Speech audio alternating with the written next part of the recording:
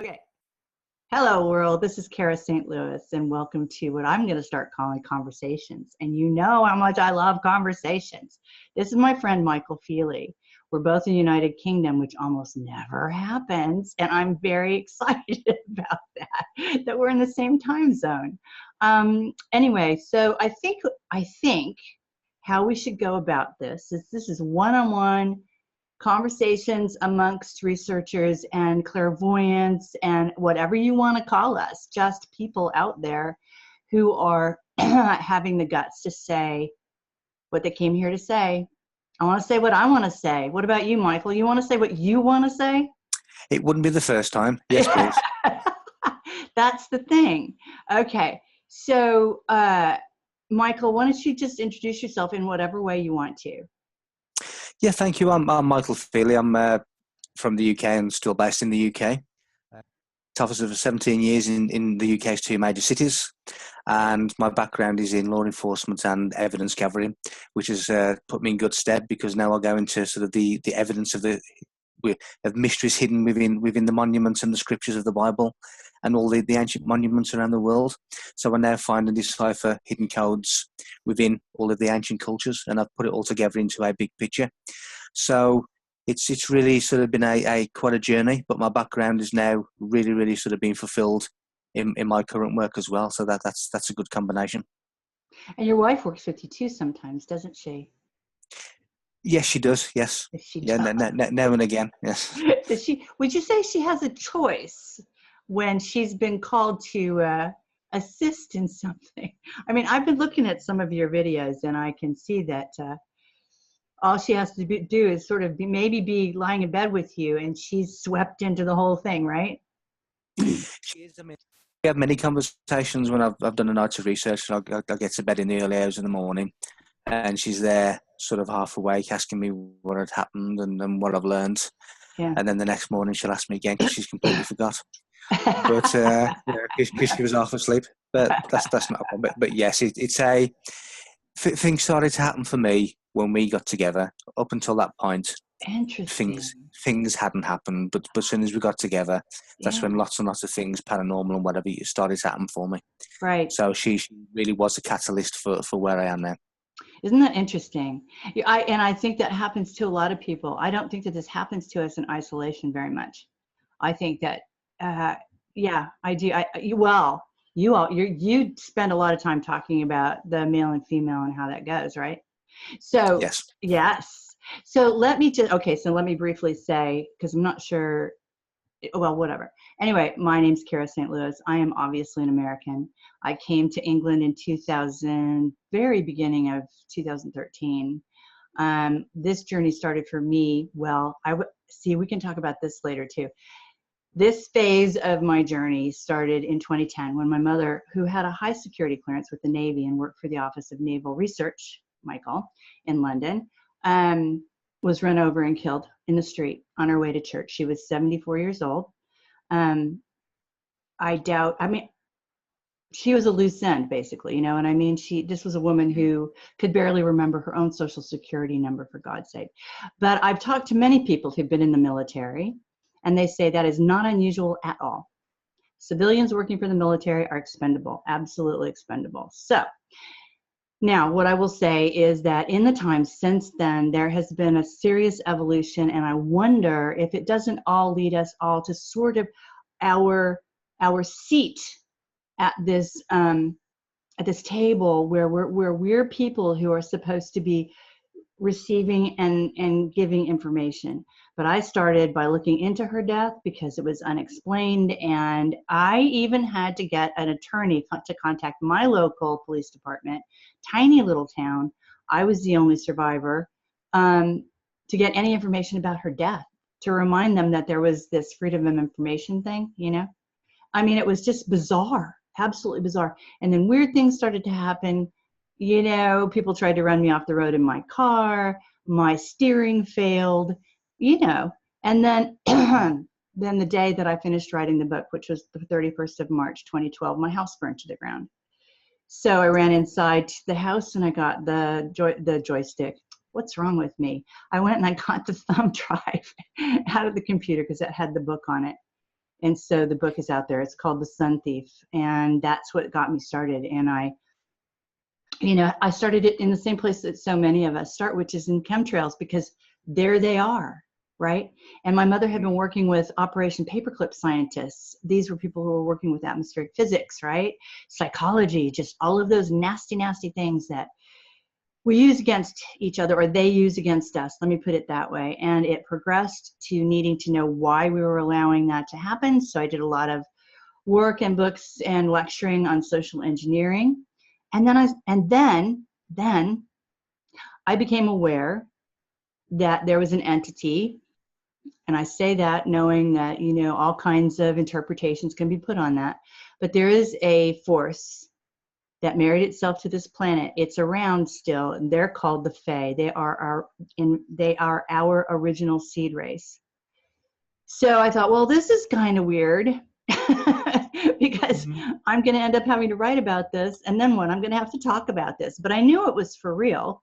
It's the original seed race, right? That goes beyond. This is why I think it's going to be super interesting to have conversations with Michael, because my work goes all the way back to what I would consider to be the beginning, and then he's interested in all these other things that populate the eons between the beginning and now. Yeah, and I am too, but not in the way he is. So this is why I think that the only place that we might get into a disagreement, if you want to call it that, it would be in the Egypt stuff. But other than that, it's really, and frankly, I think if we do, we're both probably right. It's just that we haven't kind of sussed it out. You know what I mean? So we are two people who are I think pretty convinced. We are pretty sure we know what we know. We also are both getting this from somewhere else. And we know, for example, I've just mentioned to Michael, he was completely unaware, but I'm taking a group of people to the Untersberg in August. I was told that there's a mystery school in that mountain, Michael. I was told that that's all I can tell you. There is a mystery school in that mountain. It is or was, okay? Shouldn't be a surprise to anybody, really. There's like 70 miles of tunnels under there. There are, cities could be under there, right?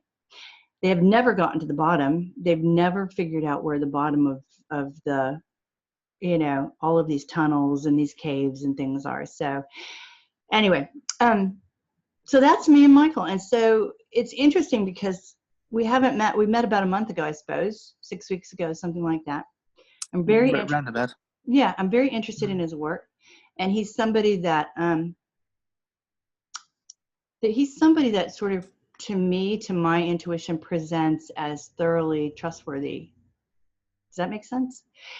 Somebody who has an ability to analyze or receive or suss out a situation or a story or something like that, and you can kind of take it to the bank, what he says. You know what I mean? So for me, this is really important. It's really important because we don't operate in an arena where there's a lot of that going on, Michael. No, I think that would be a fairly accurate assumption, really, but based on intuition. I think I do like to analyse. I'm very analytical. I don't, if I see or hear or sense something, I don't suddenly jump to a conclusion that it must be this or it must be that. I like to analyse it. I like to filter what it could or may not be. Yeah. Only when I can't really answer in an orthodox manner what it could or couldn't be, that's when we start getting into possibly what it is. So and again, it is evidential, analytical, and I don't jump to any fast conclusions. Right, which is completely the opposite of me. I'm like the all intuition channel. So this will be great. This will be great. We also wanted to talk, at least I did, about the fact that it's been very difficult for us to get together. We've been trying to do this for 3 or 4 times now. And he's not the only one, by the way. But I wanted to talk about Michael because I wonder, Michael, first of all, before I get into all of that, is there something on your side that's trying to get between you talking to me? I think generally, whatever I try and do, regardless of whether it's you or whether it's anybody else. There seems to be some kind of spanner in the works every time, Every and time. that can be generally an interview, or it can be a computer issue, or that there's always something trying to sabotage along the Right. way. So Right. it's not really sort of specifically aimed at this, but because it's something that I'm going to do, there is always something there that is trying to prevent this kind of thing coming out, because some of the information that I have and the information that you have is Mhm. dangerous to the people that don't want everybody to know. So it's in Absolutely. their interest to try and sabotage this as best they can. So Absolutely. so generally, whatever I sort of try and do, there is some kind of opposition. Okay. So yes. Okay. Well, I mean, that's just adds to, because I have the same experience, and I know many people who have that kind of experience. It just adds to the idea that you're bringing the real goods, you're bringing the real goods, and it is not in the best interest. Okay. There is a mythology, if you will, which I consider to be very close to probably being true.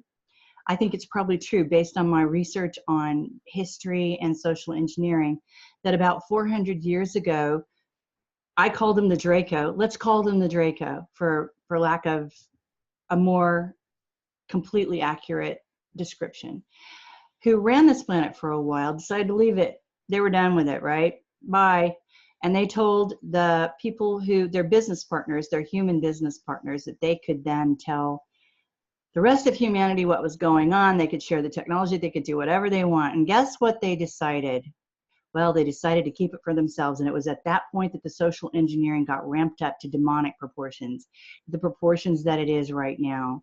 And this is what led me to search for something other than that, something underneath that, because I thought, why is it that it takes every ounce of money, energy, manpower, whatever creativity that they can possibly muster to keep us asleep? How come, Michael? You know why? Because we're always leaking out of our boxes. Always. You cannot keep us confined. Not really. So it takes everything they have to keep us in the state of sleep and amnesia. That's because of who we are. It's because of who we are. And that's what led me to the Fae. So, yes. So this is why Michael gets stymied.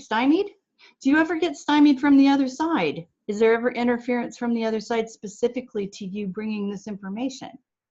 Do you know what I mean? I do. There's been accounts where I've been on radio, and the host has actually aborted the radio show because she said there's non-human voices coming through, and it actually frightened her so much that she actually said, and I never heard from her again. So yes, there's. I've certainly been monitored by government agencies, Yep. and I'm quite sure that that there's some kind of collusion of government and things like that. Uh-huh. So I've had phones tapped, I've had emails stolen, I've had anomalies, recording devices put outside in phone boxes, etc., Right. etc. Right. So I think it's probably a combination of multiple forces that are trying to stop. And when you talk about the keeping all this technology secret, that seems to be the modus operandi for the rulers of this planet. Even all of this knowledge, all this sacred knowledge that was once widely accessible, became sort of secluded to a certain group of chosen people. So Right. that is the modus operandi for the whole of the rulers of this planet. Yes. Okay.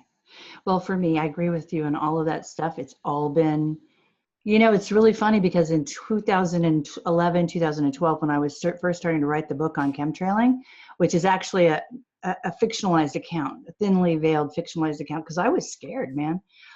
It was not okay back then still, obviously, or I wouldn't have had my house burned down and, my cars go out from under me and all that stuff. Totally okay now. They don't care. They don't care what we say about chemtrails. It's become that sort of normalized. I mean, they just respond in their own way. But in the last, well, since Christmas, I guess, what I have found in the last maybe 5 or 6 months, I can't remember how long it's been now, but I actually had someone attached to me whose job it was to control my narrative. Not the first time, Michael. I used to work with this guy called Harold Kautzvella. You've probably come across him somewhere. If you haven't, don't worry about it. It's been a long time since he's actually been on the scene, but he translated The Sun Thief into German for me. And then we decided to do a project together after we were at a conference together. In the end, the guy just flat out self-identified as Draco. He just did. And one night I was in Berlin. Yeah. We had done an interview, and he wanted me to come out to his farm, and I said, no, you know what, I'm just always surrounded by people, you know what I mean, Mike. I don't want to go back to my hotel. I just want to get under the covers and be all by myself, and maybe have pizza in bed or something stupid. So I did. I went back to my hotel and did that. When I got back to London, I got in the bathtub like the next day, and I realized I had a blister on each knee, a blister on each elbow, and like a bruise right in the middle of my chest, where like somebody must have been doing this to me, but I had no memory of it. Right? I still don't have any memory. I mean, I went to someone who's clairvoyant, deeply, deeply clairvoyant, to ask about it, and I kind of trust what he had to say about it. But that was the first one. It took me forever to get rid of him. And then I had just recently had another one, and the fallout is what it is, man. It is what it is. And it has been, it's one of those things, you just have to wait it out. You just have to wait it out. And I have things to say that I'm going to say. And what I find is they're constantly throwing people at me, or or my computer crashes, or 5 seconds before I go on an interview, it all goes down. I can't even tell you how many times that's happened to me. People just kind of wonder if the interview is actually going to happen, because they know so many times, 5 seconds before it happens, everything crashes. It just goes on and on and on and on. So we have to figure out, like right now, this is one of the best ways, Michael, to get our stories out. This is it. We start talking to each other. We put it out ourselves. We write it. We get it out. You just have to take control of the whole thing yourself, and know that for whatever reason, you're going to get, I mean, for the last couple months, I've just had like stuff being thrown at me constantly. Here's a funny thing. I said, and I will always say this, somebody out there, a couple people out there who are championing artificial intelligence as our companion, maybe that's the best way to put it, are saying that there was Source made an organic artificial intelligence that was meant to throw out practice scenarios. And then the Fae came along. Well, I'm sorry, but there's no such thing as organic artificial intelligence. And that makes no sense to me anyway, and it's never made any sense to me. So I literally came out and said that one day, not too long ago. Next day, all of a sudden, my bank accounts were getting messed with. Right? I mean, this is what happens to us, you guys. You have no idea.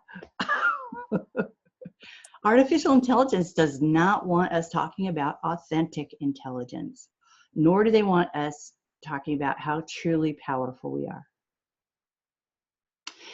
So the things that Michael is really super interested in, that I'm not so much interested in, is there's the alien aspects.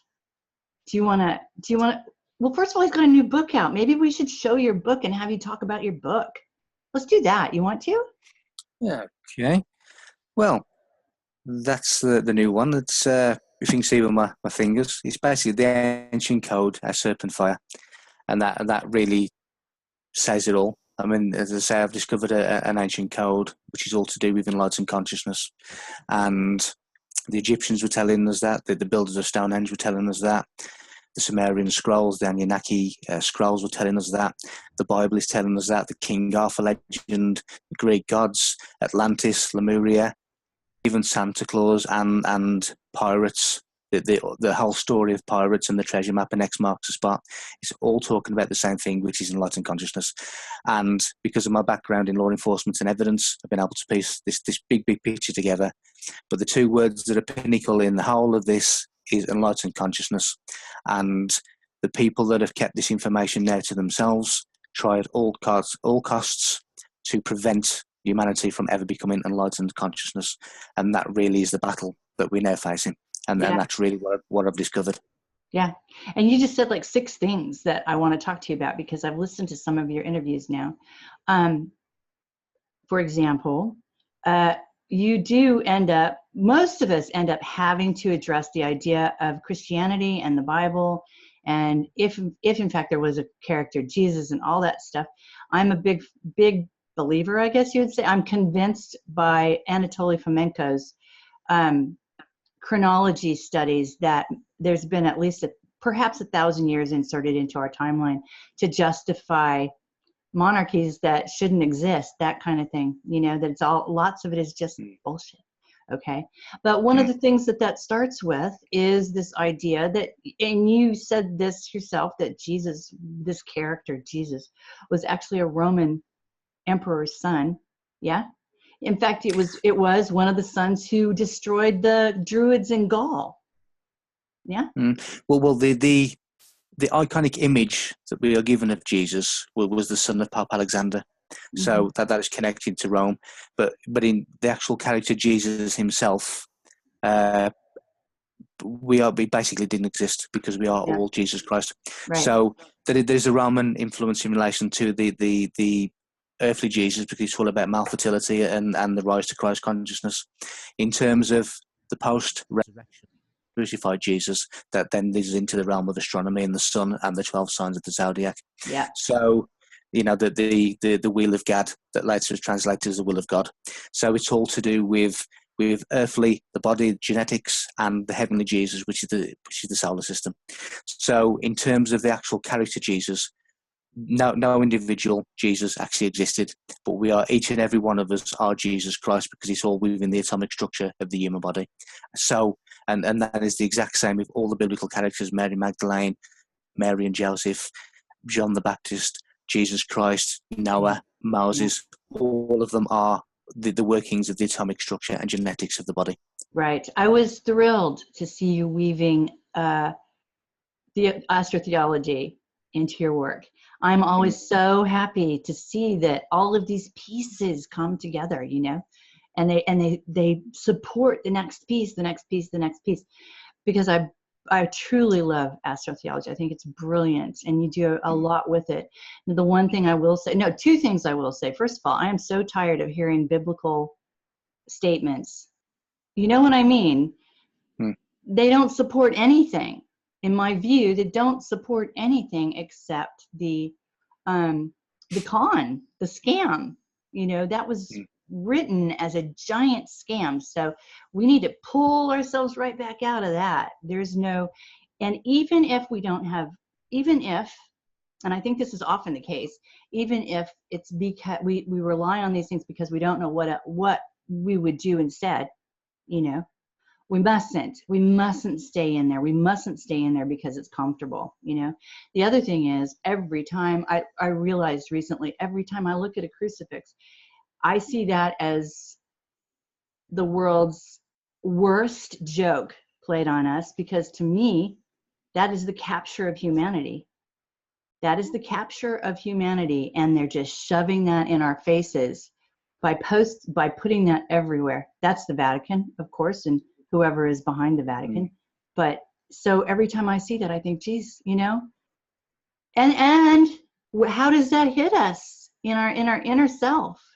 Surely that just reminds us we're slaves. Surely that just reminds us we've been captured, or that what they would like us to think.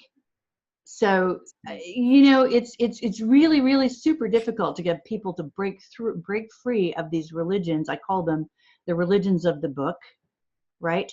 They did more to separate us from the earth than anything else, because they taught us it doesn't belong to us. They taught us that we're just here as guests, and only if we behave in a certain way. Otherwise, we're going to get kicked off. And the only thing we really want is to leave. Yeah? Die and go to heaven, or, that is wrong. Yeah. It's all wrong. This is all ours. We have a relationship with this planet that is intimate and symbiotic, and the planet isn't getting what it needs either, because we've been separated from the planet, right? Yeah, absolutely. Well, what the priests and the priesthoods and the brotherhoods have all done is they've created a canopy between ourselves and the connections to the higher consciousness, to the Creator, and they've created this canopy that you must go through us to get there. It's complete false icon. It's complete falsity. Your own temple is your body. Your own connection to the Creator is your own body. You know, the Ark of the Covenant is the brain. The electrical capacitor. Right. So we don't need churches. We don't need synagogues. We don't need mosques. You know, in Islam, ladies wear the hijab, the symbolic of cutting them off from the divine, because it's the hijab means barrier, partition, and that's exactly what they're doing. They're cutting them off. So there's all this symbology. We don't need religions. We don't need false icons. We don't need priests telling us what we should be doing. You know, that they shouldn't be promising us this or punishing us with that, or the fear of punishment or the promise of reward. That is not theirs to give. So we need to really start to looking into some of these, the origins of these things, because it's the most divisive system ever created, is the world of religion. And it really is. And when you do see the crucifix, and when you see all this symbology, it is a reminder of them being in charge of us. And at its deepest origins, it bears no resemblance to what you're being taught in the sermons, in the church ceremonies. All of these things have no significance to their real origin. And if people understood their real origin, religion would be no more. Right. And that would be a good thing, a very, very good thing. So, okay, so let me, what I was just thinking, maybe what I want to take like maybe 4 sentences and give you the overview of what I write about. And then you, because okay, let's just do it this way. My basic premise, and it will be my premise till the day I die, is that the human imagination is the translator between the morphogenic field and the material plane. The morphogenic field being pure potential. And I postulate that we're the only ones who can do that. I believe we're the only ones who can do that. I believe that's what makes us so special, and what to be prized and to be sought after, to be controlled, to be used as tools, all of these things that have been coming to us over the eons. My work right now is, I, like Michael Tsarian, believe everything came out of Ireland, or maybe what I should say is what they called Ireland 20 billion years ago. Shall we say that? Because, you know, things change. I believe that the Fae populated, there was a diaspora, but not negatively. They just populated the earth, and that there was a global civilization, a grand global civilization, punctuated by a water catastrophe. I think we all kind of agree that there was a water catastrophe about 10,000 years ago, but maybe you don't. I'm going to find out in a second. And that global civilization was with us until 300 or 400 years ago. Sylvia Ivanova is somebody who's doing really super fantastic work on the archaeological evidence that global civilization was intact until just a few centuries ago. Now, that's a broad view of what I do. I've listened to your work. I also, it's all matrilineal, despite the fact that divine masculine needs to be acknowledged, reverenced, and brought forward again, because it's all about balance. Yeah, it's all about balance. My research goes towards Stephen Mailer, and Stephen Mailer has said that all the pharaohs in Egypt were women. There were no male pharaohs. And I know you've done a lot of work on that, clairvoyantly and materially and all of that. So what would be your thoughts on that kind of stuff? My thoughts on that kind of stuff is certainly in relation to morphogenetic grids. I think each species on Earth has an access to its own morphogenetic grid. And I think the more that species inputs into that grid, everyone else has access to that information. And I think that is, when you look into the work of Ravenna Melchizedek, that's the kind of thing that is morphogenetic grid. In relation to imagination, yes, you know, we are made in God's image, we are made in God's imagination. And the creation to me is a a thought, an abstract concept that created physicality basically in the flash, the Big Bang Theory, but in the flash of an instant, created everything. So, in relation to Egypt, certainly Egypt was originally matriarchal. It was all about female balance, and it was, the later priesthoods that brought into patriarchal systems. The Egyptian principle was always the balance of opposites tying the knot, the cemetery. It was always about balancing of opposites, masculine and feminine, and you couldn't get to where they were getting unless you were able to balance the opposites, to balance your own vessel. And what people need to realise is female and male are completely essential in the two environmental signals that are required in order to balance self. And those two environmental signals are what most people recognise as yin and yang. So without that balance of opposites, you will not ever ascend to where you need to be. Because when you look into the New Age and all this, and I've done talks in New Age arenas where I've actually brought in different things, and they've basically accused me of bringing the dark into their establishment. And what I've said to them is, unless you balance your dark and your light, you will never get to where you are trying to get to, because Right. you have to balance your opposites.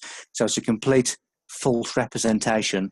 The only difference between light and dark is the octave, is the frequency. One is visible, one is not visible. When we look at the universe, we see the stars, we see the planets, which are light, which are visible, but we also see the dark matter, which is dark light. That is essential as well, otherwise it wouldn't have been created. Right. So people need to balance, they need to bring together this equilibrium, and the whole Egyptian principle was of balance. They had a quadrant system of consciousness, which is the three master gland, which is your thalamus, your pituitary gland, your pineal gland, but they also had the fourth, which was the cerebellum, and the cerebellum deals with equilibrium, and it was all about the balance of that opposite. Unless you balance your vessel, you are not going where you want to go. Exactly. That is the pinnacle point. Yeah, exactly. Which is why, people may wonder, it's not really, and I suppose this is new agey, but it's also those religions, not to focus on your own body, but it is your vessel, it's your tool, isn't it? And this is why they're trying to destroy our bodies. This is why they're disconnecting us from all of those glands. This is why they're erasing our memory as to how that actually works, And I read an article in the last day or two that said, despite the fact that males physically are not disappearing off the planet, the Y chromosome is reducing its expression. Okay. This is what they're doing. This is what they're up to, guys. This is what it's all about. You must be aware of your body. You must be aware of that temple. You must be aware that it's your tool. Your voice is your tool. Let's talk about that. My view is that, and I quite believe it, is that things were created originally. The organic universe was created by us, by the Fae, by the original seed race, however you want to express that. That was our task. And at certain points, like for example, the Untersberg or Alais, France. In Alais, France, there are 26 ley lines that meet in a point that is just below CERN.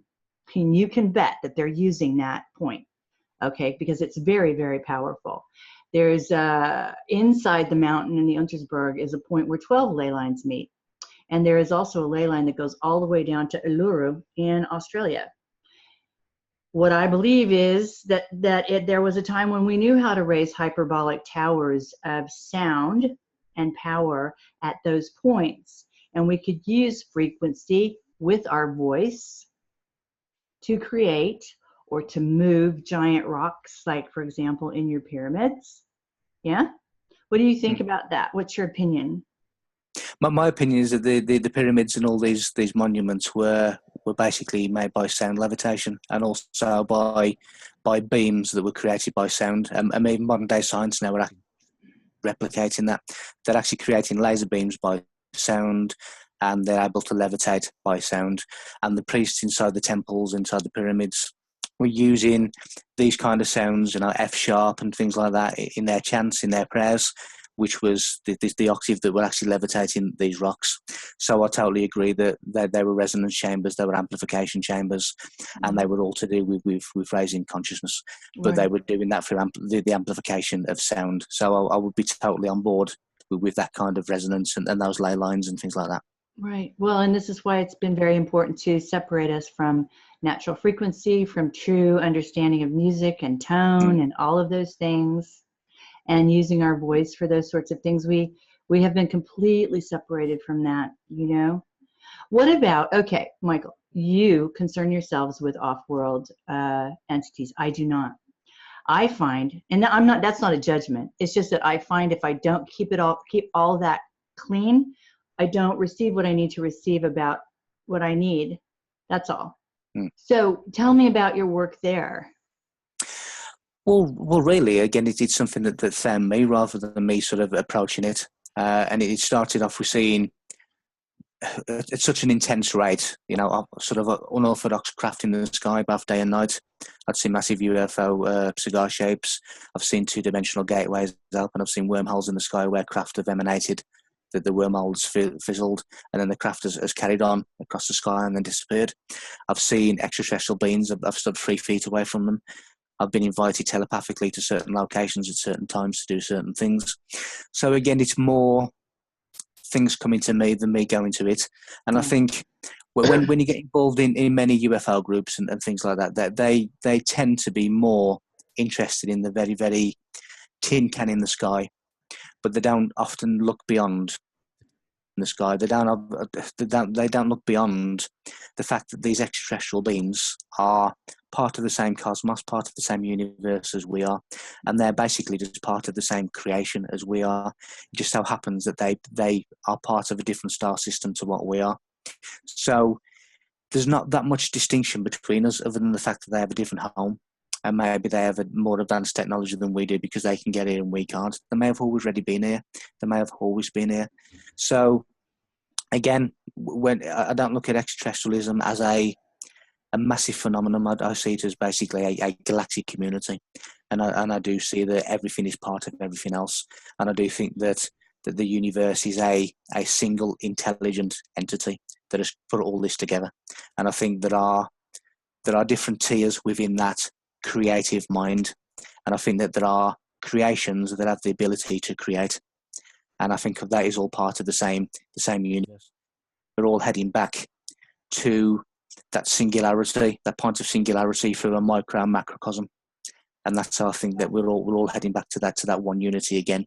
So in relation to all these extraterrestrial things, they're either neutral, they're either positive, or they're either negative, because that is the universal makeup: positive, negative, and neutral. And they would fall into one of those 3 categories. There are those that are for us, there are those that are against us, there are those that have no desire either way, but they're here basically out of observation and interest. So it's all part, for me, it's all part of the same creative seed. And when you look into, I think that the problem we have when I talk about creation, and people think I'm going sort of down the God line, the problem I have with the God line is that religion has negatively monopolized it. And I think when you actually look at what the God is, it is a pure mathematical genius mind, because the whole of the universe follows a mathematical pattern. Everything in the universe is a pattern of mathematics or numbers. So it has to be a mathematical mind that has programmed that. How does my DNA know to be an arm, or to be a finger, or to be a leg, or to be a foot? Because it's been programmed. How does it know when to grow? Because it's been timed. The whole of the universe has the same traits, so it must have been programmed somewhere by something, and that to me is the idea of the creative force, not a religious God. Right. Yes. And music is math. Yes. Music is math. I mean, if you look at the word universe, it just means one verse, and a verse is a metrical rhythm. So even the universe is mathematics. Everything is maths. Absolutely. Although I prefer personally to say everything's music. But you would say math. Yes, I can see that. Well, Okay. yeah, the Greeks called sacred geometry frozen music. So Exactly. I so was that going to so say that. Oh my God, I was yeah, going to say that. And architecture is frozen music and all of those sorts of things. yeah. True. It's absolutely true. The other thing I'm interested in right now is interdimensions, Michael. I think that that's the next frontier. I think that we are ignoring, probably because we've been forced to ignore it, but maybe not. Maybe we just haven't got there yet. But I think that there is a wealth, a universe of interdimensions as well. And I think that there Mm. are entities in the in our inner universe that are holding us back as well, who we don't even know exist yet, in a way. Um, I'm trying to remember the name of the fellow who wrote the book now, and you may know who he is. Oh, figures. I always have at least one brain problem during an interview, but it was mind parasites. Mind parasites, and I can't remember the name of the guy, but I Right. will. But I will. He also wrote. Well, he wrote a lot of books. Colin Wilson. Colin Wilson, Okay. Mind Parasites. Can't recommend the book highly enough. It was written in 1966 and it's fictionalized, so it's a bit dated, but it's still really worth reading because it was the first thing that I came across that really seriously put me on to the reality of these interdimensions and that there were these Mm. things in there. I mean, how do you even talk about that?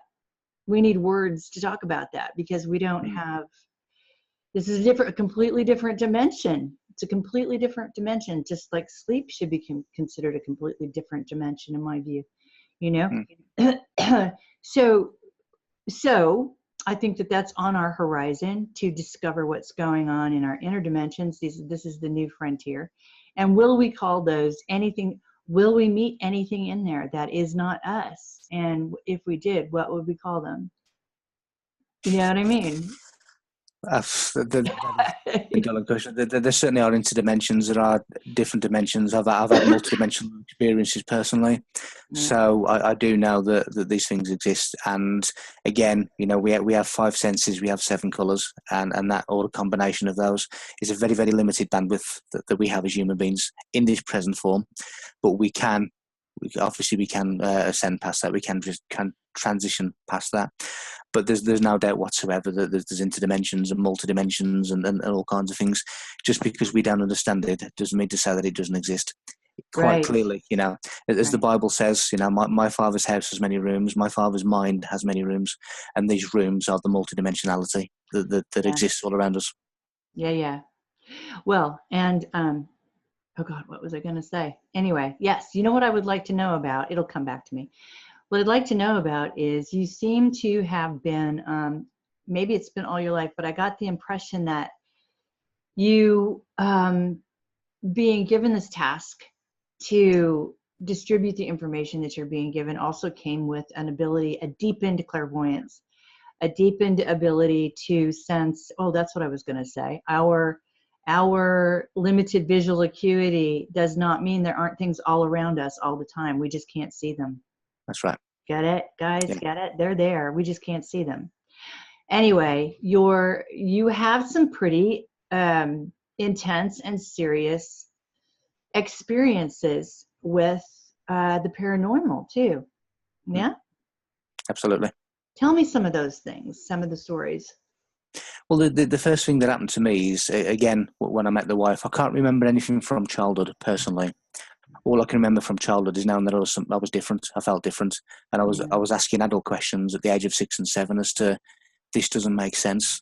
The way this planet is run does not make sense to me. This was at the age of 6 and 7, so I was having these sort of adult conversations and adult thoughts. But I don't actually remember anything paranormal as a child. But as I say, when I got together with the wife, and she'd had certain things happen as a child, but that sort of linked us, that really connected us, and that really connected me to other things. So she really was a catalyst for it.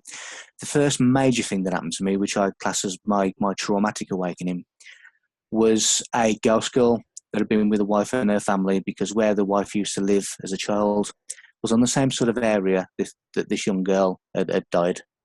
And through various mediums and through the years, she basically asked my wife and then me subsequently to look into her death because it had been covered up.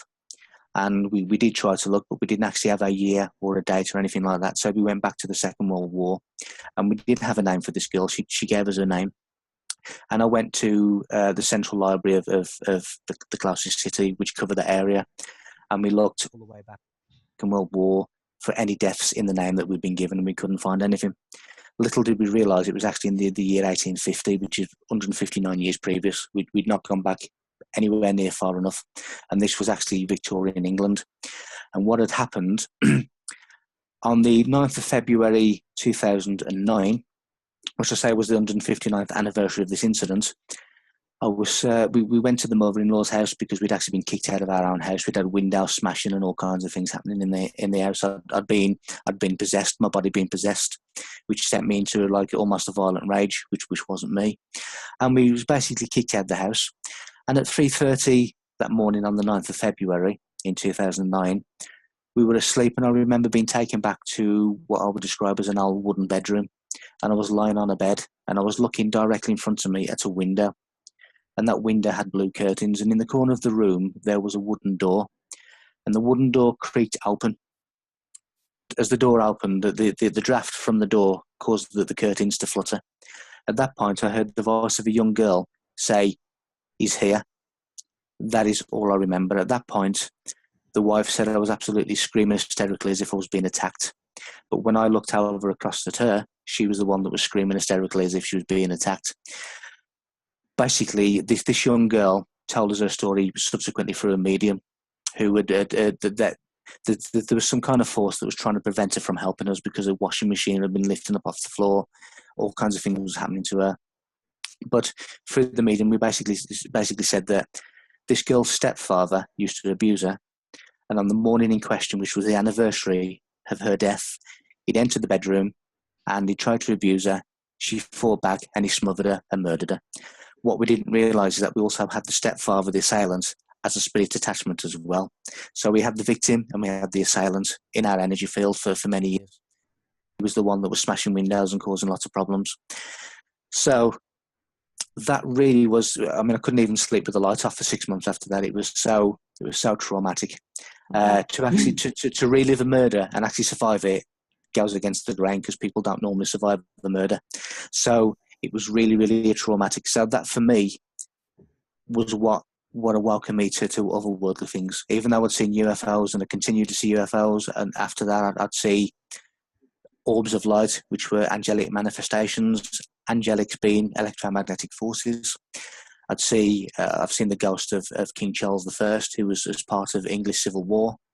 I've seen shadow people walking through walls of the house. I've seen all kinds of different things going on, but this was the main thing, paranormal, that traumatized me. But looking back on it now, if it hadn't been for that, I think it was one hell of an alarm clock that we couldn't sleep through. And I think looking back, maybe it was used to wake us up. I mean, I'm not saying that, for some reason it was all manipulated and whatever, but I think sometimes circumstances can be used as a means to an end. And I think this really was a means to an end, and it woke me up. Yeah, you know what? We never get woken up to the next level by kittens licking our face. It doesn't work that way. It's always traumatic. Absolutely.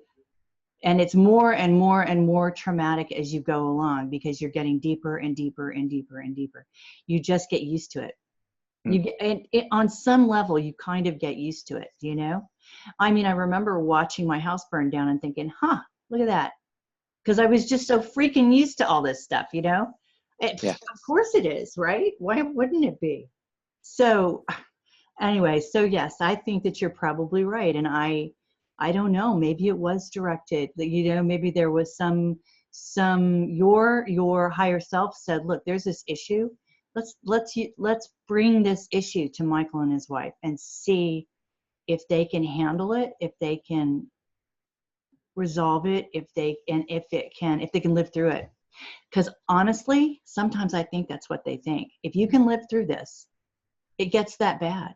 If you can live through this, man, you are going to be in a good position. You're going to be in a much better position on about 12 different levels, but it does get to that point. On the other hand, I say, if you're lucky enough, to have those moments in your life,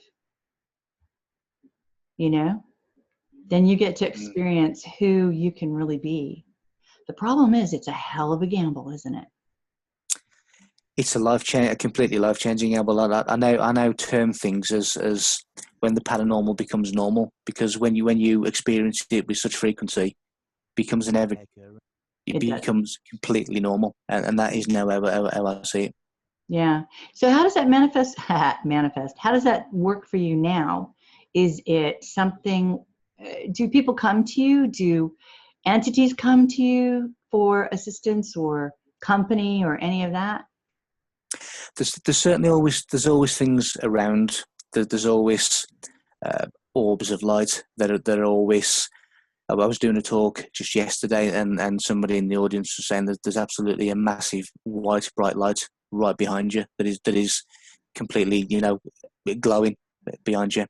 There's all these things that are around me. I don't always see them, but sometimes I sense them. But there's always something around somewhere. I've had Egyptian pharaohs that have come to visit me. That they've been walking alongside me. I've seen them from the side. I've seen them from the front, and I've seen them through my own eyes as if they'd morphed into me. It was a multi-dimensional vision. I've had scarab beetles manifest out of water, kundalini serpent of light scurrying away from my feet. There's always something around in some capacity. Yeah, that did interest me. I did hear you say talk about actually being sort of melding with a pharaoh at some point. Yeah. Can you relate that experience a bit more broad? Just a bit more. Well, yeah. What happened was, it goes all the way back to 2010, and the wife and I were looking for sort of a vacation destination, really.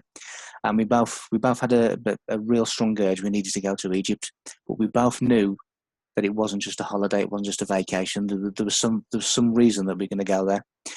About a week before, we had a strange email from a psychic medium from Scotland in the UK who we didn't know. She said she had a message for us from her spiritual council, and that message was, and I quote, with regards to your trip to Egypt, you need to look past the tourism, you need to learn about her, you need to understand her, and then you need to teach about her, and a messenger will find you. The exact verbatim message that she sent. So we went to Egypt. Nothing out of the ordinary really happened as far as I could tell. When inside the Great Pyramid, I went to the Museum of Cairo, I went at lunch down the River Nile. It was almost like almost a disappointment, because he was expecting all this razzmatazz and all this boom and Yeah. bust, and nothing on the face of it really happened. But 7 years later, that message started to make sense, and it made sense because, as I say, last summer, in fact, it was last summer, and I was walking down a set of steps, and I just went into a momentary trance, and all of a sudden I heard a weird whoosh sound. And as I looked round, there's literally an Egyptian pharaoh walking alongside me in full golden cobra headdress. And he wasn't particularly tall, but he was literally walking alongside me step for step. And we didn't say anything to each other. But as I looked to the left, I could see him.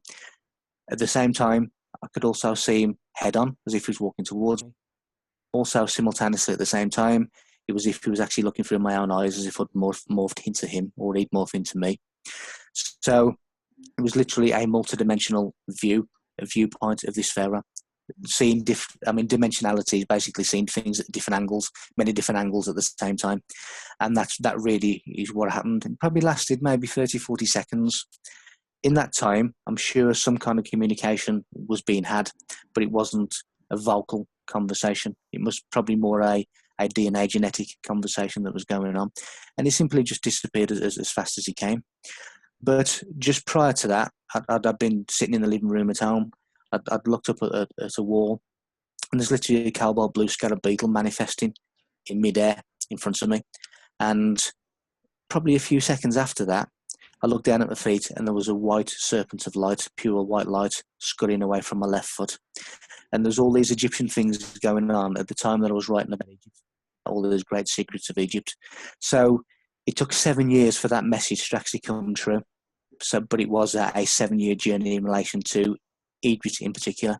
So that was a multidimensional sort of visit from either the past or from the current, or whatever time it is. We may well just have entered each other's time zone. I don't know, but Yeah. it was intrinsic. It was really good. Well, 30 or 40 seconds is pretty long for that kind of an Yes, experience to go on. yes, Number one. And number two, isn't it amazing what's possible dimensionally? You know, it just yeah. demonstrates what we could do, what we could be, what our position in space, time, and whatever else could be if we just sort of push through to the next level, That's an amazing Mm. experience. So you keep bringing up the snake. Oh, wait, before I move on, though, you said the little girl died at 2/9 on 2009. That didn't go by me, believe me. It's just that you were in full flow there. So what do you got there with your 2/9, 2009, do you think? I don't know. I mean, this was the 9th of February, Mhm. 2009, and she died in 1850, and it was 159 years after that we did it. So there's got to be some kind of mathematics involved in it. Yep. But we'd be smelling flowers in the house, and ordinarily that'd be nice. But due to all the other things that were happening as well, it was quite spooky. But Mhm. she told us that the flowers were because it was the anniversary of her death. But it was the Yeah. 159th anniversary of her death, and she'd be sitting. She'd spend many hours sitting in our bedroom beneath the windowsill in the corner of the room, and things like that. So she'd always been with us. I mean, it's a real sort of long, in-depth story, but the things that I've just described is basically the summit of it. That's when it all came to a head, really.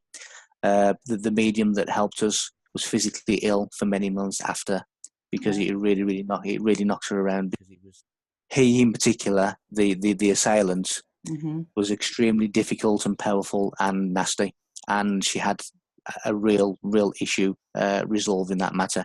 She wasn't about once she'd been reassured that she wasn't going to any harm, that she wasn't going to a family that had basically turned their back on her. Once she was satisfied of that, and once her story had been told, she was more than happy to be led to wherever it is that the souls go, or wherever. She was Yeah. happy to do that, but he was different. He obviously he put up a bit of a fight.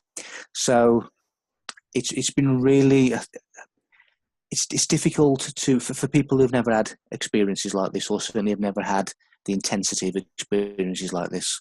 It makes you question why you. There must be a specific reason that an individual here has all these experiences, and it was so intense. It was literally every day, several times a day, every day. Not so much now. It still happens with an intensity. So again, there's obviously a reason Mhm. for this to be happening to this incarnation. Yeah, I would put it to you that all those numbers lined up and then the cosmic tumblers clicked into place, and Mm. she knew that it was you who could help her. And that's why she was hanging around, because she was just waiting for those numbers to line up. And then there Mm. they were, and the door opened, right? Yeah, it's almost like the safe, isn't it? Safe The security swings code on open. the That's safe. right. Click, click, Yeah, click. Yeah. yeah, yeah. So the other thing you're talking about all the time is snakes, which I think is very. I mean, it's fascinating about 100 different levels. First of all, you talk about astrotheology, so you're always talking about the spine anyway, right? That's Mm. very snaky, isn't it? And it's also white snaky. Okay. And then there's all of the material things that the snake is. It's Ophiuchus, which is extremely important, that 13th astrological symbol that we don't get to play with anymore. I don't know why. It's probably coming back. And then all of the things that you use, there's the Ouroboros and all the things that you use the snake for. So this is a big part of what you write about. Well, I mean, as you said, the snake is significant in many different ways. You have the Garden of Eden, which is the human body. You have the Tree of Knowledge, which is all the spine, and then it all goes up to the head. The forbidden fruit is the pineal gland. The forbidden place is to deny access to a place, which is knowledge. So it's all an allegory. And when you look at the serpent, it's all to do with wisdom. It's all to do with balance of opposites. It's also the Kundalini awakening energy, which is a dormant, coiled energy, a primal energy that rests at the base of the spine. The spine is Jacob's ladder, and when that is activated by certain practices, and all the ancients were doing it in stone, they were activating what is known as the Kundalini energy, and that Kundalini energy would sometimes it would be gradual, sometimes it would be rapid. If it's gradual, it can be quite pleasant. If it's rapid, it can be quite traumatic. But it would rise and circle up Jacob's ladder. And because the Kundalini inside the body is a liquid fire, a white liquid fire, which is what I saw scudding away from my feet. It's white because that is the colour of balance. And this liquid fire is more of a chemical composition.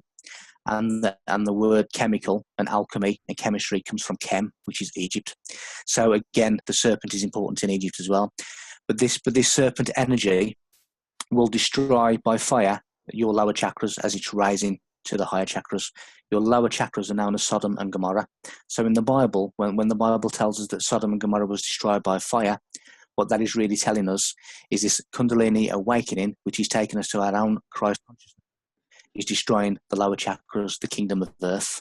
That is what it's really talking about in a allegory, in a metaphorical way. So the serpent is very important in relation to the balance of masculine and femininity. It's important in relation to symbolic of leaving the physical world, but it's also important in relation to knowledge and the awakening of our own Christ consciousness. And it is our own Christ seed, in the case of the female, lunar seed, the male has the Christ seed, solar seed, that is born in the solar plexus, which is Bethlehem, inside a manger, which is inside the solar plexus. And that Kundalini energy through sexual sublimation, which is celibacy, the retention of sexual energy, which is basically what resurrection also means, to use again, takes that Christ seed all the way up the body. It takes it through the optic chiasm, which is the cross, where it is crucified. And crucified has several meanings. The one that's most important is to subdue one's appetite. So again, we're looking at sexual sublimation, celibacy. That Christ seed then goes in the cerebellum tomb for 3 days, because it takes the subconscious 3 days to cleanse in order to ascend. So Jesus is dead. The Christ seed is dead in the tomb for 3 days. It then resurrects to use again, and it then goes through that cosmic consciousness symbology of the crown of thorns, the end of the earthly Christ. It then goes into the solar sun, into the heavens, and that's when we get to astrotheology. Mm-hmm. And when you look at astrotheology and you look at Jesus being crucified or on the cross between the two thieves are the two solstices, the winter and the summer solstice. The good thief is the summer solstice because it gives the sun. The bad thief is the winter solstice because it takes away the sun. That, the sun in the sky on the 22nd, 23rd and 24th of December remains in the same degree of sky. It is dead for 3 days. On the 25th of December, it moves 1 degree north to continue its annual transit. So therefore, Christmas Day, the sun is born on the 25th of December. It's all to do with the stars, and it's all to do with the human body. Right. And when you start looking into medical astrology, that then connects the stars to the human body itself. So it is all that connection. So the earthly Jesus is each and every one of us. Right. And I want everyone out there to understand as well that this rhythm is one of the things that they're messing with deeply with weather manipulation. Okay. The trees are sleep deprived. Okay. We are not going through this rhythm naturally anymore. When you have 80-degree weather in January and snow in July, you're really confusing these rhythms, and that is part of the attack on the planet. It's not just us. I mean, this is the war on Terra, Terra. This is the war on Terra. We just happen to be intrinsically woven into this planet as stewards and life forces. I mean, we're just part of its life, and it's part of our life, that kind of thing. We're completely wedded to the planet. But this is the attack on Terra. And when he talks about things like that, these rhythms, these frequencies, all of it under complete and absolute attack, that's what that's all about as well. So I'll tell you what, Michael, you know what I would like to do? I would like to suggest that we get together frequently for conversations. Perhaps people could suggest things they want to hear us talk about. That's cool. Or we probably could talk forever. But what I want to do right now is find out what you're going to be doing next. You tell me what you're going to be doing next and what's coming up for you. And then I'll do the same. And then we'll go have our Sunday dinner. What do you think? I think that sounds like a good plan. All right. For me, there's more information coming in which connects to the same ancient code that I've discovered. Coming down the path of Atlantis and Lemuria, which again is connected to all of the other ancient codes that I've come up with, in a way that people probably are not going to realize how Atlantis and Lemuria is connected to the Bible, to the pyramids, to Stonehenge, to all of the things. So this ancient code is being expanded for me. And what I'm now doing is, I decided at one point that I didn't want to do talks anymore. I didn't want to do any presentations anymore. I just needed to keep away for a few years. But this year it's come back with such a vengeance that I seem to be a passenger on my own ship, and it seems to be being steered in all these different places. So for me now, I've done quite a number of talks so far. I've done quite a number of radio interviews so far. I've got many other talks coming up, including a couple of big conferences, one in Glastonbury in July and then one in Blackpool in the north of England in September. They're quite big conferences. So great. That's where it's taking me at the moment, and we'll see where it takes me from there on. So is this stuff that you're going to have to put in a new book? I mean, this is what happens to us. I was just saying yesterday, actually, it's unfortunate that you finish a book and then all of a sudden more information comes and you think, I wish I'd have known this last week.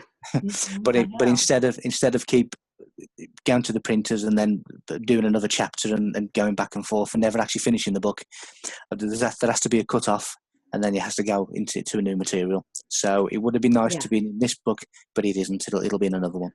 Exactly. That's exactly how it happens. No sooner do you get it all out than you get another download after download after download. And that's what we're supposed to be doing. And I had exactly the same feeling this year. I did so much traveling. I just didn't want to travel anymore, you know? I didn't want to do that anymore.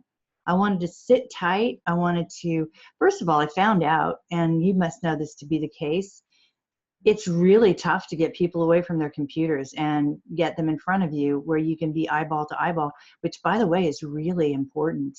We have great magical times when we get in front of a live audience and we can really commune. And generally speaking, when I do a lecture, I make sure we all go out, and a workshop, I make sure we all go out to dinner. We just hang out, we talk, and it's a different experience than what happens behind the screen. But in that sense of where we are now, it really is the only way we can get most of our message out is via the internet. So that's what we're doing. So I'm not going to do tons of traveling this year, except that I'm doing a solstice trip to Ireland in June with my beloved friend Maria Wheatley, who's an expert on sacred sites and things. You're going to meet her in Birmingham. She's going to be there. She's fantastic. I have to say she's one of the best girls out there, one of the best friends on the circuit right now. Certainly one of the most best friends I've ever had on the circuit. So you'll enjoy that. And then in August, we're doing the Untersberg. And I'm going to send you some stuff on the Untersberg because I think you might be surprised at what's there. And I just thought today, wouldn't it be interesting to see what Michael sees when he's there? Oh, that would be so freaking, what do you see, Michael? What's going on here, Anyway, I'm going to send you some stuff. So, yeah. And then I tend to go back to the United States over the Christmas break, and I like to do a couple of lectures there at that time. But really what's happening is I've got this DVD. This is what I decided to try to do. Okay. I have 6 books out there. I have 6 books. And Maria and I wrote a book called Guardians of Blood and Fire, The Search for the Celtic Heart, which is really the beginning of my journey with the Fae. And she's the one who kind of said, you really have to chase this down. But I decided to go ahead and do a DVD. And this is the first time I've ever done anything like this. I'm going to hold it up for you guys because I'm very proud of myself. This is so technological, and I did it. Anyway, very happy about that. That's out now. It's called The Fae Lecture 2018, Messages from Our Ancestors. And the reason it's out is because I need to start on the second one. Because it's there. It's all there. I got to get it down. I got to write it down. And I'm writing a book called I, Magician. And it is about our magic. It is just about what we could do if we remembered who we are. And these everyday powers that we have. And they're not superpowers. They're just who we are. So I think a bunch of us are starting to write about that, and that's fantastic. So that's where we're at right now. Anything you want me and Michael to talk about, we're happy to, I bet. So let us know in the comments. I'm going to get this together. I'm going to send Michael a copy. He can do whatever he wants to with it. I'm going to do whatever I want to with it. And we're going to have lots of conversations, and it's going to be great, right? Oh, yes. Oh, yes. Oh, Yes. yeah. Okay, so I'm going to get a new pair of earphones. Okay, you got to see this. Ready? You ready? This is why I don't do it. Okay, that's why I don't do it. But I got to do that to sign off. So hello to your wife, Michael. She sounds like an amazing Thank you. person. Yeah? All right. She is. She is. I'll talk to you very soon. And thank you. No, All right. thank you. And until the next time. Yep. Bye. Bye-bye.